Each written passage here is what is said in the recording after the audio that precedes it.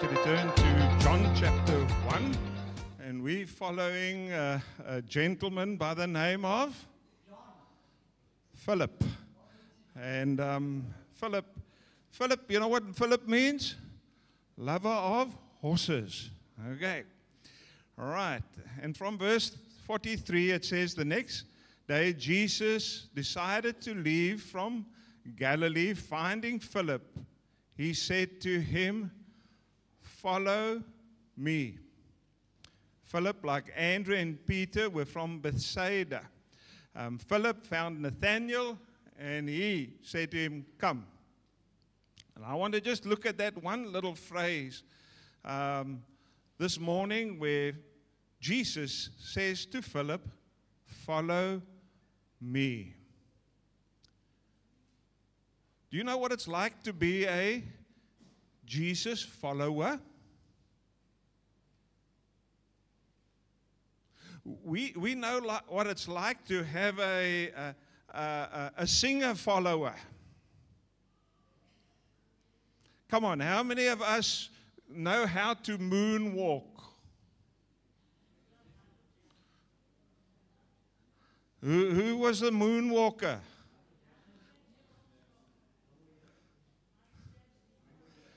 Okay, I hear names mumbling, and I think Michael Jackson. And then there was a guy, when I was growing up. I was about 10 years old, and we had one of these guys in the church. They called them, I think they called them teddies in those days. And these guys used to dress like a certain singer. No. He used to have mohawk hair, and he used to have these short sideburns, and he used to have these bell bottoms, and he used to move his hips very quietly. Elvis Presley. How many of you used to dress like him? How did you have that like a bop in front over here, and down here, and it used to gooi over here? Hey, tells you your age, eh? Can you imagine some of the singers that they're following today? But I need to ask you a question this morning. What's it like following Jesus? We all know what it's like to follow a sports team. Which is the best soccer team in the world?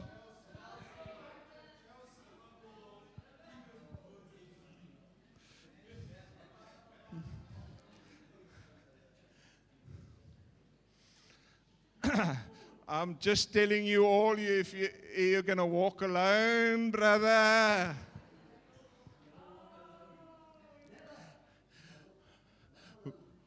Which is the most followed person on the planet? Got the most following. I beg your pardon, I heard a name there. Cristiano Ronaldo. Nobody is followed more than Cristiano Ronaldo. Okay. And we know what it's like to follow sports stars. But do you know what it's like to follow Jesus, to be a Jesus follower? You know, we follow certain programs on TV. What was it again?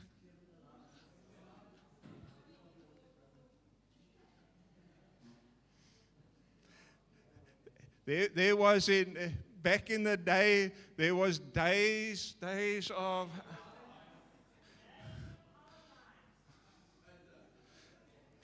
And you know what? You know the biggest follower of that was my Oma. She was in her 90s, and she used to get so upset. She loved her grandchildren, of which I'm the best one, and so, you know. But if it was Days of Our Lives, the TV was on, and no, you got to wait now. That Reg, I can't handle him. And she used to get upset with Reg, and I don't know who the other people were, but she used to follow days of our lives. But do you know what it's like to be a Jesus follower? I wonder what happened that day when Philip, the Bible says that Jesus went to find him. And then he hears those words, Philip, follow me, follow me. I wonder if he went, whoopee, yay! Oh, I've been waiting for this moment. Now I'm going to be a Jesus follower. Or did he say inside of himself, yo, me, a Jesus follower?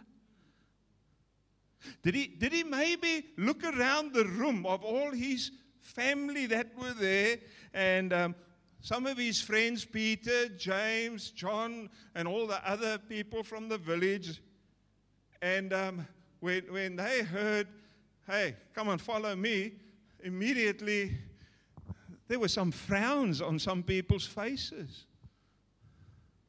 And he looked at them, he looked at himself and thought, wow, wat gaat nou aan? I think, yes, there was an excitement, but it was tempered by, wow. You see, at that very point when Jesus, and it wasn't him going, hey, Jesus, please, I want to be a follower of you. Please, man, please. No, Jesus came to him and said, follow me. He said, follow me. He didn't say, please follow me. He said, follow me. And you know, at that very point, Philip, not Peter, at that very point, Philip went from being a spectator to a player. You know how easy it is to just sit over there. Come, I'm going to give you the mic. You sing. You do this. You lead. Do you know how easy it is to sit in front of our TVs and to watch the soccer being played? And that guy shouldn't have got that yellow card. The referee should have done this better. And you know what? That player, you can see, he's just walking around the field.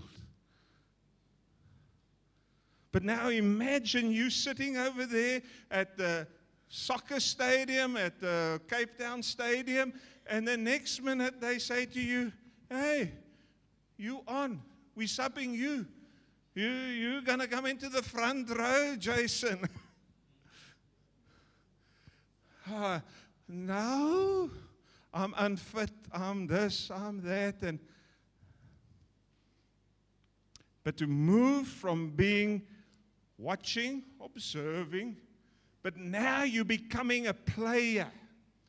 You are involved. And this is what happened to this man. Before that, I'm sure he had opinions. He said, hey, I think we found the Messiah. I think we found the King of Israel. He had opinions on things. But now to take his opinions and to apply them, two different things. And I kind of get the feeling he was caught off guard. Follow me. Do you know what it's like?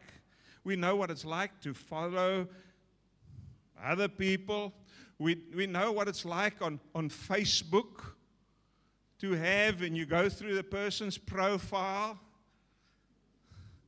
and you check who they follow. You check, they follow Wimpy. They follow this band. They follow that. Do you know what it's like in your Google? You know that thing, Google? And then you can press over there. When you go onto a website, you can press and say, I want to follow that. And the next minute, you get a whole lot of information. We understand that. But I need to ask you a question this morning. Do you know what it's like to follow Jesus? And the first point is this: you move from being a spectator to being a player. The next thing that begins to happen, and I'm sure happened in Philip's life, there's such a thing as unfollow. Come on, how many people on Facebook and how many things you followed? But after they started bombarding you with information, and you know what, immediately you found a little setting over there and you can unfollow. And you know what? Philip, I think, had to get to a place in his life where he had to unfollow certain things, certain ways of doing stuff. I'm Philip. I grew up this way. I've been this way all my life. Oh, Jesus, now I'm following your way. And can you imagine what this man had to unfollow? Peter, his family member, was a fisherman. And when Jesus said to Peter, come and follow me, and I will make you fishers of men, of people. Oh, we know all about kabeljous, whales, steenbras. We know all these things. Oh dear. Just put it round the corner. No. Aiden, put it round the corner there by you. Next to you.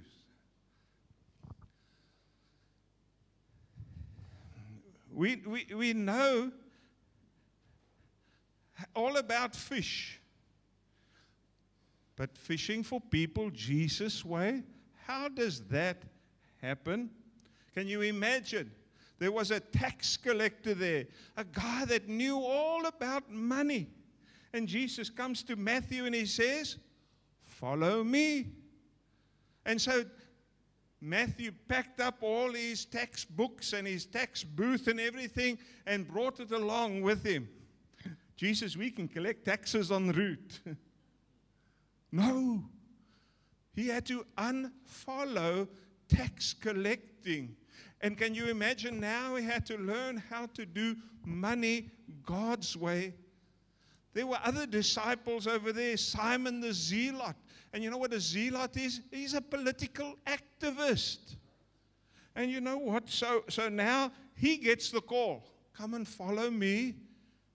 Yeah, but now you know what? The Roman politicians and you know what? These Jewish politicians. No, Simon. I want to teach you about the politics of heaven. And they had to unfollow. Can you imagine how sometimes we grow up and what we follow?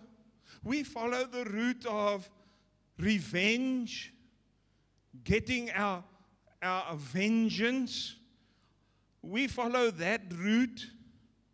And when we hear or we see something happening to one of our enemies, the people that have hurt us, we go, karma. Do you know what karma is?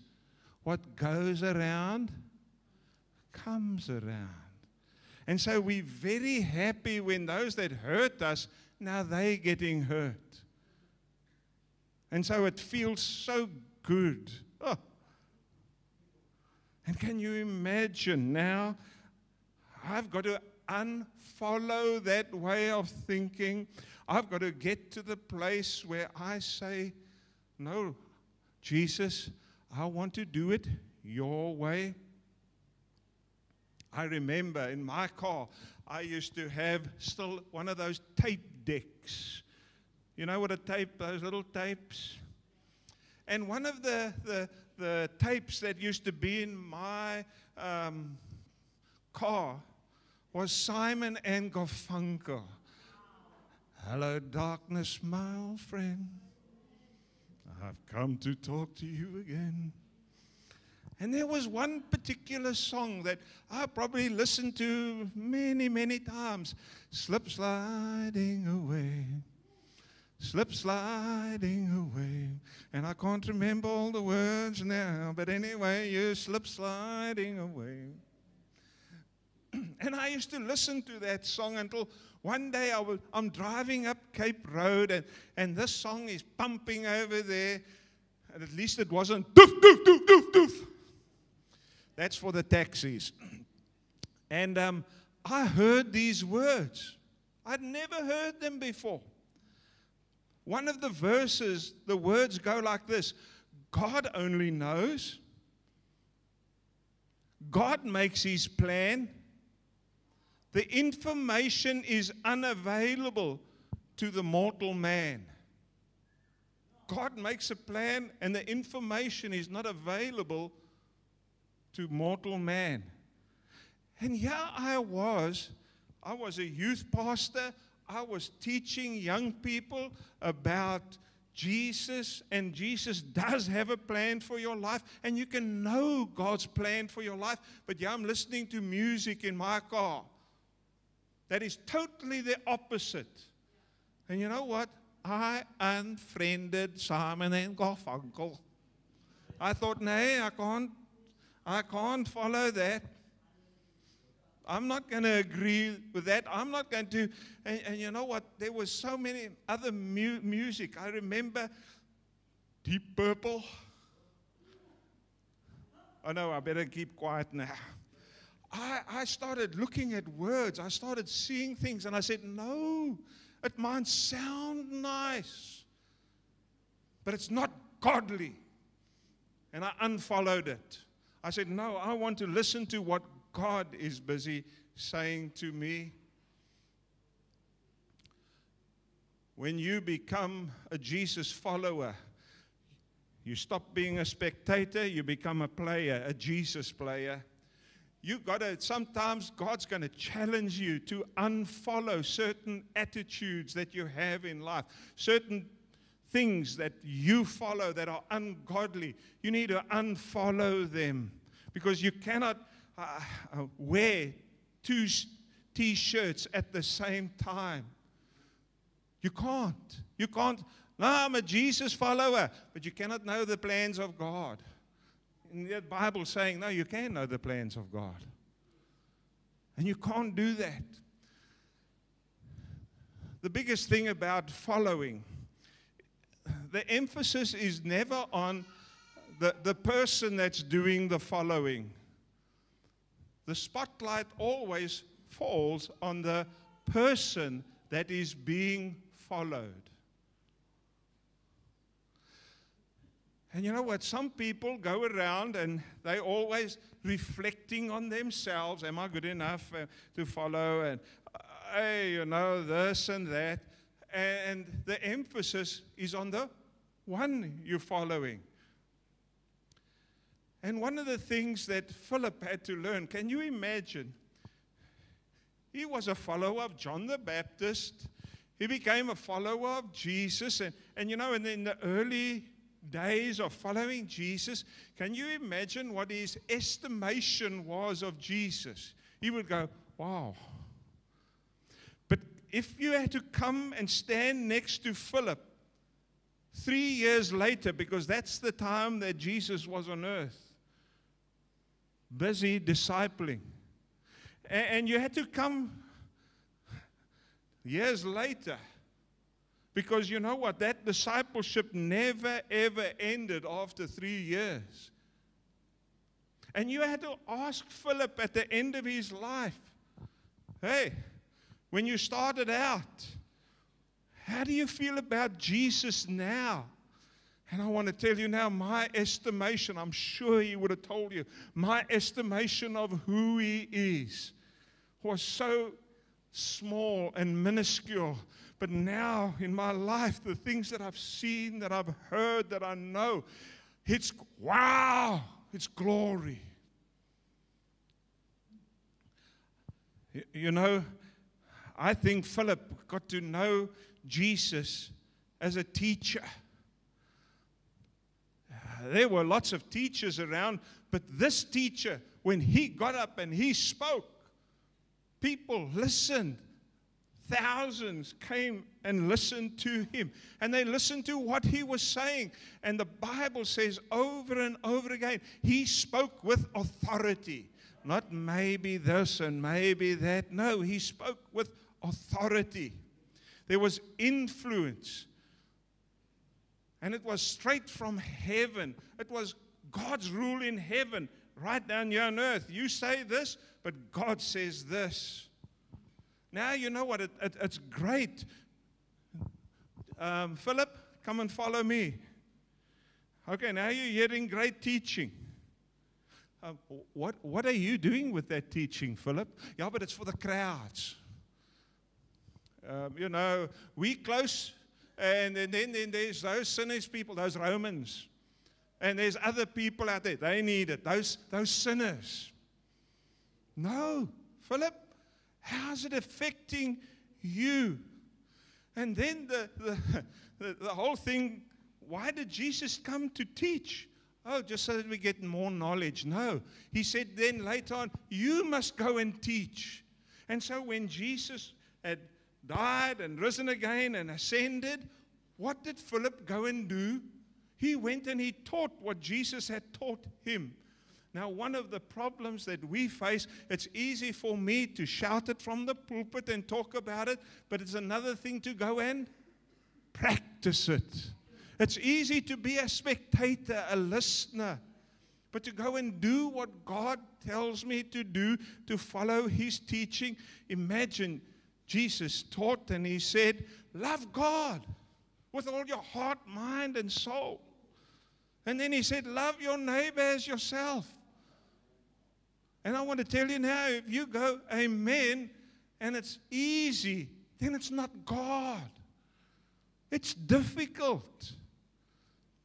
You know what? We want to love ourselves. And I've heard that teaching that goes around that said, no, if you really want to love others, you've got to learn to love yourself. No, that's not what the Bible meant. You've got to love God. And when you're loving God, you will love your neighbor. You will love them. Simon, Peter had to learn this. James, John had to learn this. Philip had to learn this as well. The second thing, when you're following Jesus, when you become a Jesus follower, you start following a miracle worker. You cannot read the Bible, Matthew, Mark, Luke, and John, and you don't read over there about the miracles that Jesus did. Is that correct? So there's lots of miracles that happen over there, but that's not part of the discipleship package. How does that work? Jesus is discipling, he's teaching, but he's doing miracles. And you know what the Bible says in Mark? It says, and these signs will accompany those that believe, that are Jesus followers. In my name they will drive out demons. Oh, that's the pastor's job. No. It's us. They will speak in new tongues. They will pick up snakes with their hands. In other words, a snake catcher. No. In other words, you won't be afraid of snakes. They will drink deadly poison. It will not hurt them. They will place their hands on the sick, and they will get well. So you know what, Philip? We're busy doing this discipleship program, and you know what? Yeah, there's the teaching. But Philip, I expect you to also do miracles. Philip, I believe that whatever you ask the Father in my name, we will do. Can I ask you a question this morning? How many sick people have you prayed? Yeah, but quietly in my house. How many demons have you chased? Speak in new tongues? How many of you had to deal with poisonous situations where, you know what, whether it's at work, in your family, where there's the poison of evil, and you just want to run away from it. But you know what? With God's help, miracle help. You see, miracles are God's normal. And God's in the miracle working business.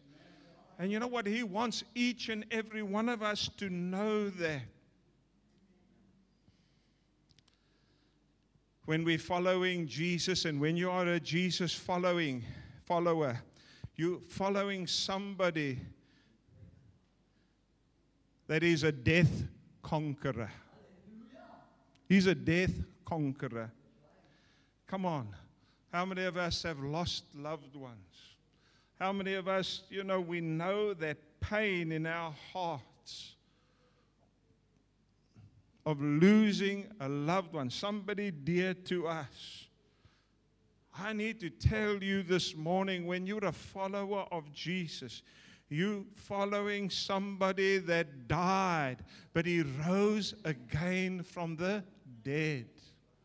You know what? When you're following other men, they might be grand and they might be wonderful, religious leaders, political leaders, but one day they die and you can go to their grave afterwards. Muhammad was one of them.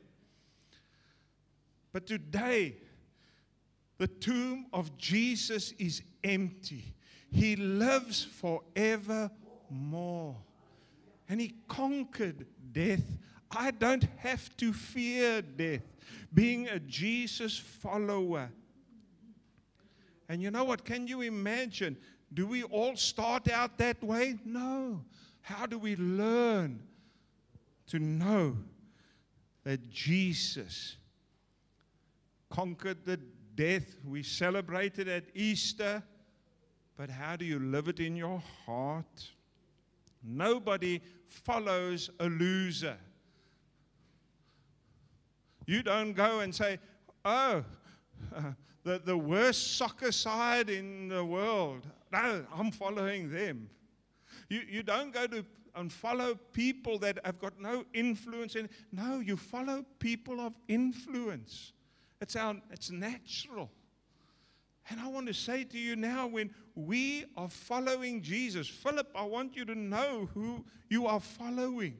You're following one that died, that rose again from the dead, that ascended to the Father and said, I am the way, the truth, and the life. No one comes to the Father but by me. He would say, Paul would write later on, and I'm sure Philip would have read this, no, we are more than conquerors through Jesus Christ. But you know what? Sometimes it feels like the world is conquering. Sometimes it feels like, hey, things are getting darker around us. Hello, darkness, my old friend. And things are getting worse. But I want to say to you, when you're a Jesus follower, it needs to drop into your heart. I am more than a conqueror, not because I'm better than, but because of Jesus and my faith and trust in Jesus. When you are a Jesus follower, there's one important thing that you need to know. He knows all about you. You might be a Liverpool supporter, but Liverpool doesn't know who you are. You can go and say, Cristiano Ronaldo, we all know the name. He doesn't care who you are, as long as you put a like over there. Maybe, you got to give some money. Philip had to learn. He knows all about me. He knows the way I'm wired. He knows every single one of his followers. Jesus said, I'm the good shepherd. I know my sheep, and my sheep know me. Just as the Father knows me, I know the Father. I lay down my life for the sheep. Sheep being us. God knows us. God knows all about our following. He's come to us and He's called us to follow Him. This morning we are having a baptism service. And what has following, being a Jesus follower, got to do with baptism? Jesus told His disciples after He had risen, and before He was leaving this earth, He said, then Jesus came to them and said, all authority in heaven and earth has been given to me. Philip was standing over there. Go and make disciples. Oh, but now, Jesus, you've been discipling me, but now I've got to go and disciple others. The way you discipled me, what you taught me, what you showed me in life, you want me to go and teach others? Boy, I want to tell you now, stepping out of the, spectator and, these Christians in these churches need, and now go and sit over there and the most difficult thing, it's easy with strangers, but your own family, they know you.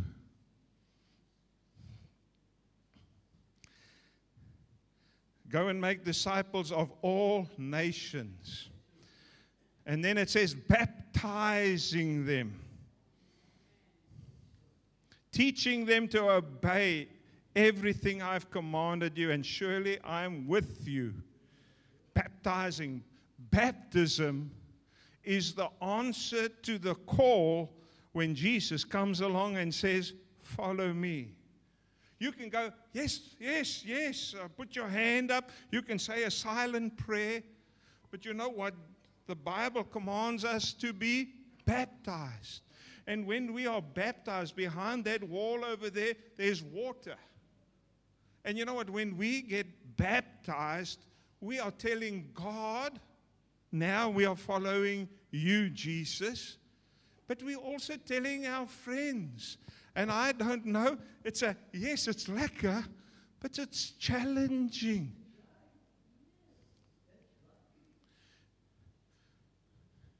Come on. We're sitting over here this morning. And yes, we're going to have people being baptized. But how many of you are going to go on a journey where, hey, now we're going to unfollow certain things? I can't serve idols. I can't do this and that and serve Jesus. And you know what? God's going to challenge me to unfollow. And we need to unfollow.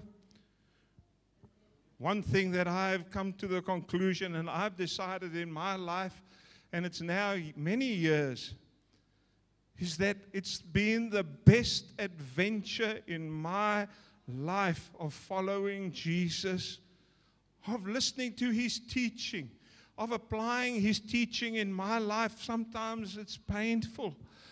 Of the miracles that I've seen happen. And yes, I know I haven't seen deaf or eyes open, but the biggest miracle that has happened in my life is that God can use a sinner like me. And that, God can take me to places. God's given me the privilege of being able to speak God's word and teach people.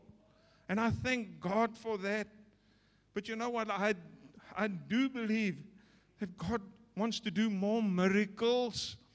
The day you stop and you sit down and you just think, oh, thank you now that I've become a good Christian, and there's no miracles. I want to tell you that's not Christianity. God is a God of miracles. And He wants to still do miracles today. And we need to trust Him for miracles. You might say, well, I'm going to go be prayed for by that person or that one. No, but what happens if God says, no, you go do the praying? And you know what? When we get to that place where where we start carry on learning, have that adventure. Man, come on, there's sometimes in our life when depression comes knocking on the door, where sickness comes knocking on the door, and you just want to crumble. But then that verse means we are more than conquerors, and we stand up, and we say, God, I might be going downhill, but with you, you've done the downhill and you've done the uphill. I am more than a conqueror because of Jesus.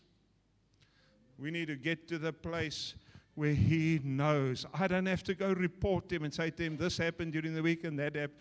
Yes, I can talk to Him about it and ask Him how He feels about it, but He knows it. And the most wonderful thing, He laid down His life for me. He loves me. I want to tell you now, there are times in our life where we start walking in insecurity. We're uncertain of love. And there's one love you need to be certain of, and that's the love of Jesus. And I want to tell you, it's an adventure to follow Him. You sitting over here this morning, and you've heard God call you. For many of you sitting over here, there's nothing new about follow me. Some of you have been baptized. Some of you have never been baptized, but you know what? You've heard this, the call of God. It might not have been a voice, but you felt that call, that emptiness inside of you that only God can fill. Some of you are sitting over here, and you know what? You've landed in a place where you realize you cannot do it in your own strength anymore, and you call upon God. That's God calling you to follow Him. And you know what? God still calls us to follow Him. And maybe while you were sitting over here, I mean, come on. How many of you can say, I've unfollowed everything that God wants me to unfollow? How many of you can sit over here, or you've got one foot in the world and one foot in the church, and yeah, when I'm in church, then I say all the right things, do all the right things, sing all the right things, but when I get out of church, I just carry on following it my way. God wants us to unfollow, and I want to tell you there's still adventure for you in following Jesus. Come, let's stand together.